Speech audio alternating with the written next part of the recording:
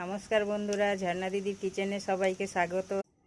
বন্ধুরা, আজকের আমি রুই মাছ আলু দিয়ে পাতলা ঝোল বানাবো, দেখতে থাকো বন্ধুরা। মাছগুলো নুন হলুদ মাখিয়ে রেখেছি, এবারে ভাজবো। কড়া বসিয়ে দিয়েছি, কড়াইতে সর্ষে তেল দিয়ে দিচ্ছি। তেল গরম হয়ে গেছে, মাছগুলো ভেজে নেব। মাছগুলো উল্টে পাল্টে ভেজে নেব।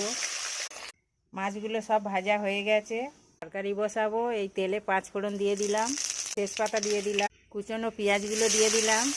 পেঁয়াজগুলো ভাজা হয়ে গেছে, 1 চামচ আদা রসুন বাটা দিয়ে দিলাম। কেটে রাখা টমেটোগুলো দিয়ে দিলাম, আলুগুলো দিয়ে দিলাম, হলুদ গুঁড়ো দিয়ে দিলাম, পরিমাণ মতো লবণ দিয়ে দিলাম, লঙ্কার গুঁড়ো দিয়ে দিলাম, 1 চামচ জিরে ধনে বাটাটা দিয়ে দিলাম। ভালো করে কষে নেব। জল দিয়ে দিচ্ছি। আলু সিদ্ধ হয়ে গেছে, মাছগুলো ঢেলে দিলাম। দেখো বন্ধুরা, আমার রুই মাছ আলু দিয়ে পাতলা ঝোল হয়ে গেছে।